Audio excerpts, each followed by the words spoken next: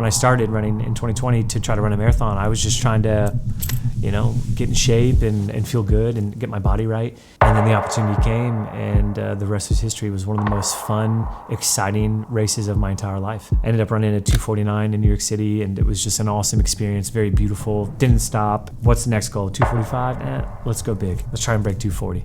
And so that set out all of 2022 to train for the CIM, the California International Marathon. We had my buddy Eric Floberg was filming a documentary at the time about this attempt to break 2:40. Had a great race, ran a 2:36, so that was a 13-minute PR from Marathon 1 to Marathon 2. And so naturally, just mathematically, I ran a 2:36. The next big jump is like, okay, let's go 2:30. I ran the CIM again, mile of 16 hit, and I think Jordan got some footage of me where I was just like, I'm cooked, dude. I was done. That was the hardest marathon, I think, like mentally and spiritually for myself. The next training block for Boston, the goals remained the same, try to break 2:30. Boston ended up being unseasonably warm. Right at the start of the Newton Hills, mile 16, I was met with my old friend again. I hit the wall, and it was physically the hardest marathon I ever ran. I ended up running 2:53, 2:54, a hard physical race. Okay, I just laid together 2 really bad races after 2 really good races in my first 2.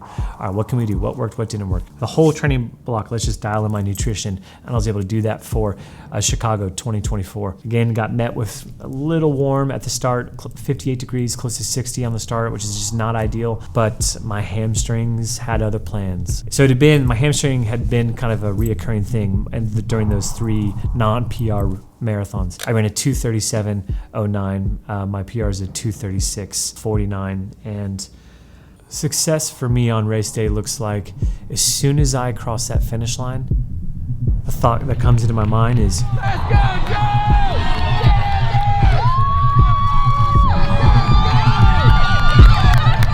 Do I want to do this again?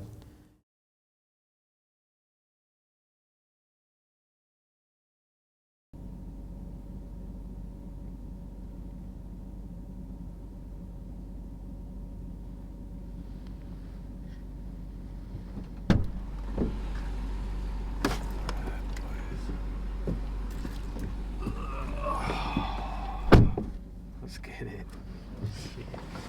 Yeah, I slept great. Dang, it's cold out. I put on like so many layers thinking that it would be too hot. And then I stepped outside. I was like, no. Nope. My name is Joe Greer. I live in Franklin, Tennessee. It's about like a small little town 30 minutes south of Nashville.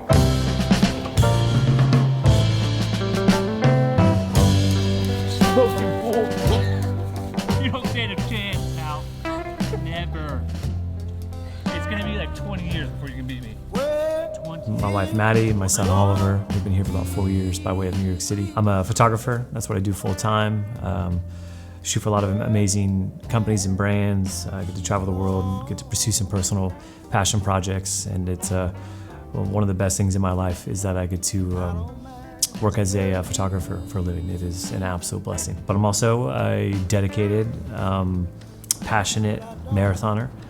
Got back into running about 4 years ago after about a 10-year, decade hiatus. I'd taken time off in my 20s to focus on my photography career. And the last 4 or 5 years have been an absolute trip, falling back in love with my first love. And right now I am currently about to start my marathon training block for the Copenhagen Marathon, May 11th, 2025. Will be my 6th marathon. And I'm very excited to have a hard and hopefully, Lord willing, successful block and a big race coming South, up. We're here at Rose Park Track. Absolutely beautiful winter morning. Sunrise just came up. Got a fun workout that Jeff Cunningham gave me right now, so I'm really excited. So it's going to be, just did a 2-mile warm-up. Then we got 3 by 800 meters at 2:45, which is about a 5:30 pace. And then we have 3 by mile at 5:35 pace. And then we have 3 more 800s to close it off at 2:45 pace. Total volume today is going to be about, I think, around 10 miles. So really looking forward to it. It's a beautiful morning. Body's feeling good. Light's beautiful. No complaints here. So I'm ready to get after it. Let's get it, baby.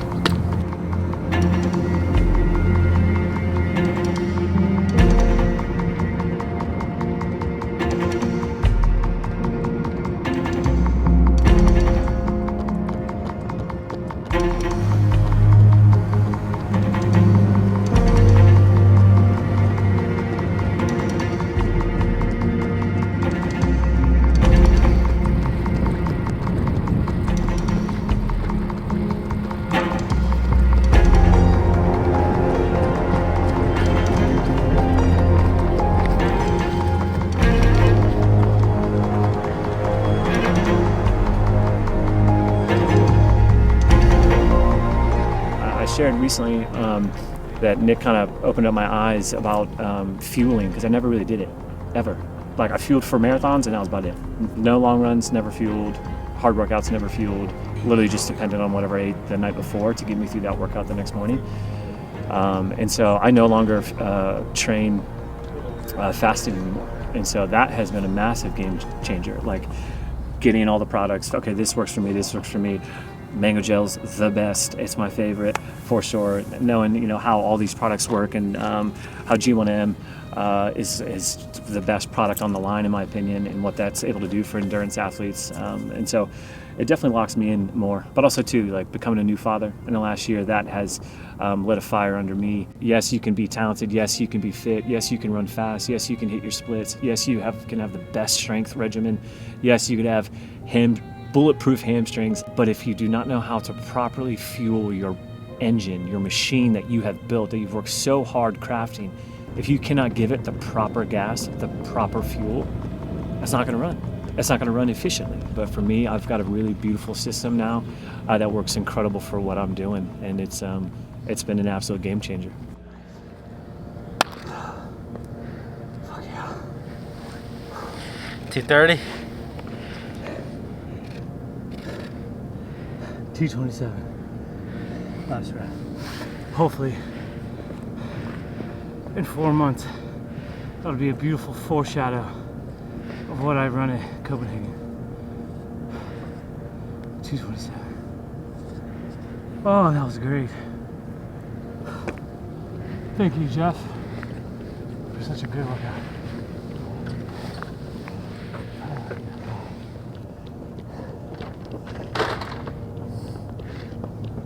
Yeah, I began running in 8th grade. I was super into basketball, pretty much all the other sports but running. Basketball, baseball, soccer, those were kind of my big three growing up. I didn't know anyone running cross country. I think maybe we had 4 athletes in our middle school that ran cross country. It just became so natural to me. It was so easy for me at that time. But like, I'm from a small town in Florida, so the middle school races were kind of lumped in with some of the high school races in our county, and I was like beating high schoolers, and it just became fun and natural to me. But I was still focused on basketball. I was still focused on baseball. I was a catcher. I played since I was a little kid.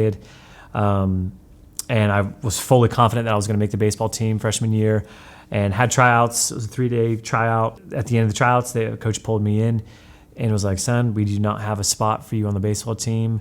You are trying out for the wrong sport. You need to go see Coach Burns at track and field," because baseball was during the track season. "We wish we had a spot for you here, but you need to be running." And I was just devastated, crushed, as you can imagine. You know, I was so excited for that, and did track 4 years, cross country 3 years, because I missed the freshman cross country season because I was focusing on baseball. And that just birthed. That was really, truly my first love in life, and one of the first things I was really good at. Yeah, went to state pretty much every year that I ran in track and cross country, and that was just a fun time of my life. That it was mine. Like, I had a really kind of sheltered, tough upbringing, but running, whether it was cross country or track, that was my thing, and I got to have control over that, because when I went home, there was a lot of things I didn't have control over. That became my sanctuary. That became a really safe space for me, and I'm very thankful for that season of my life. Yep, just keep breathing through that. Good. We're gonna kick and hold for 7 this time. Ready? Go kick and hold. 7, 6, 5, 4, 3, 2, 1. More of those suckers coming up. Okay. Good. All right. Last one, same thing. No change. Just kick, hold, baby. This time's coming to an end. That's right. That's right. Your new high rock world champ coming up. Dude, you would eat me alive. Okay. So. Okay. Yep. So remember head position. Yep. So flat back. Nice and flat. Just find hamstring. Come right back up. Good. Yeah, dude. That's it. With what I do for work as a traveling photographer, I'm very grateful that I get to do what I do for a living. It's that old saying, right? Like, find what you're passionate about and you'll never work a day in your life. I truly believe. First, I can't believe people pay me to do what I do. Like, it's unbelievable to me. When the camera is in my hand, or I see good light, or I find this beautiful human moment of maybe my wife playing with my son in the front yard, and they're running through this beautiful evening golden hour light, and I have the opportunity to make a photograph.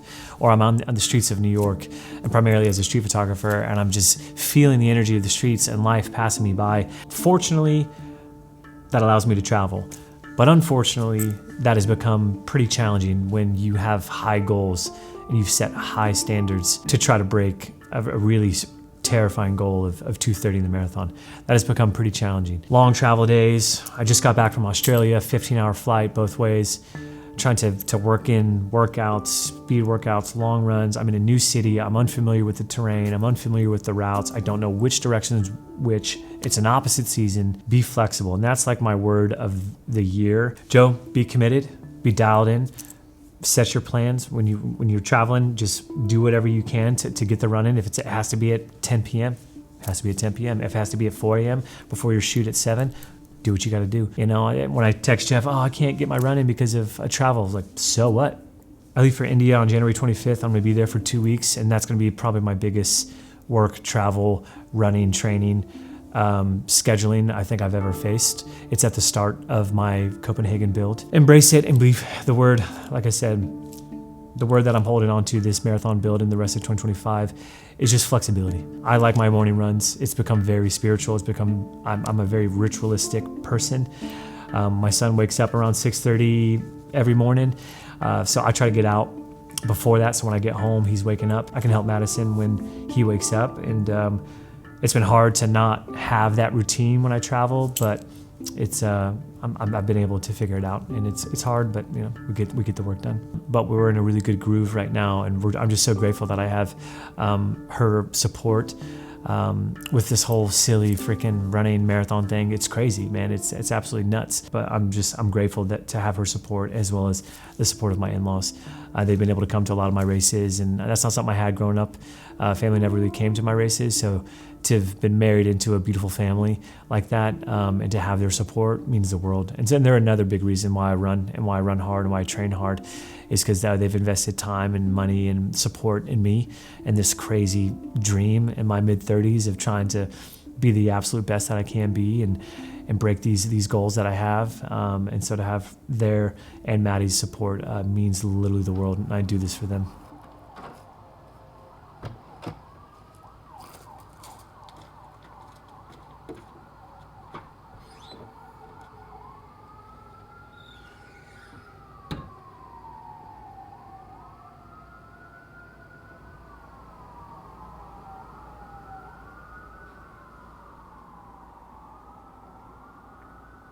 It's a nice cool morning. It's 5:55 right now. It's actually 10 degrees warmer than what it was last night, thankfully. But just heading out on an easy 11 miles. I was kind of nervous with how my legs were going to feel, specifically my hamstrings, after having such a huge day yesterday. 10-mile track workout, 6 miles of hard work, but big track workout on the track. A few hours later, did a huge leg day, specifically hamstrings, quads, and I had never done. I'm pretty new to strength and adding that to my marathon blocks and just in general, or adding it to my routine. So I was pretty nervous on how I was going to feel today. I was like, dude, that 11 miles is going to suck so bad.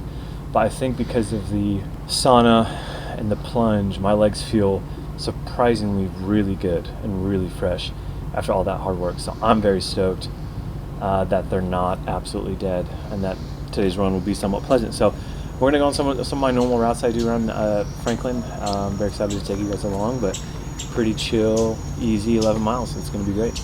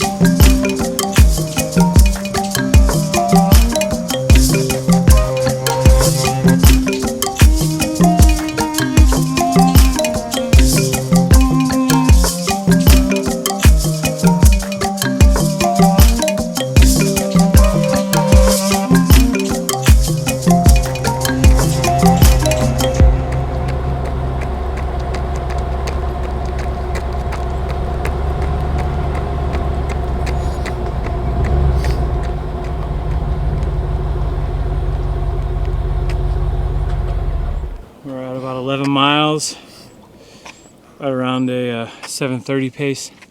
Super easy, super chill. Surprised with how good the legs felt after yesterday, but beautiful run. I mean, we got this gorgeous creek on the side of the road here. I mean, in this massive stretch of back roads, we had one car pass us in 45 minutes, so definitely ideal place to run in. Man, what a beautiful morning. I think another reason why I'm so committed is because of time. I'm almost 36. I've got a very short window to be competitive and to be as fast as I possibly can before Father Time takes its toll and does its thing. I've got a handful of years, one handful, not two, of being really competitive. And I started to think about, okay, 3 years, I'll be 38, going on 39. Can this freaking happen? And then I snapped back into reality, and I snapped back into this conversation with Jeff, and I was like, let's do it. Let's go for this. But more importantly, I'm excited for my family, my son, and hopefully future kids as Maddie and I plan to continue to build our family. I'm excited for my kids to see their dad committed to something. And that's a trait I want them to have. And the only way that they're going to have that when they get older is to see those that are in their life the most, their mother and their father, actively live those things out. And when they say dad's going to get up and go on a run, they're going to see dad get up and go on their run. And I want them to see that, believe that, live that, breathe that, to where when he's 4, 5, 6, maybe he wants to go on a run with dad. I cannot wait for those moments. He's not there yet, but I hope it comes. And if it doesn't, and if he's interested in other things, I'm excited for that for him. But this whole committed word that I've been kind of processing and wrestling with is it's a trait I cannot wait to instill in my children. And the only way that's going to happen is if they see dad do it. So there's no other route. The only way forward is straight through. Success for me on race day looks like as soon as I cross that finish line, the thought that comes into my mind is, do I want to do this again? If I say yes, I think that's a huge, huge success for me, because I want to keep this love for the marathon alive as long as possible. As soon as I lose that joy of racing a marathon, I think my time in that distance is over. And right now, my cup is very full. You have to put in the work if you want to get to where you're going. And so that's going to be an absolute key characteristic that I want to leave behind for my children to see it. I'm creating this visual diary and this visual catalog for my kids to just see dad when he was younger and chasing these wild dreams and making failures and being public about those failures and seeing him rise to the occasion and going after it even though he fell short. I think that what a beautiful thing for them to see. There's so many things I would love to leave behind in terms of legacy for my son, but he's 1.5 years, and so all he cares about right now is eating, pooping, and watching Little Bear and going outside to play. So that's right now, that's my whole life, that's my whole universe, and that's what I'm going to focus on right now, taking it one day at a time. Oh, hey, buddy. Oh. Here, I'm toast anyways. Here, hold on. Was that a good enough answer? That's such a hard question to freaking answer, dude. Legacy, oh my God, how do I even answer that freaking question? But, yeah.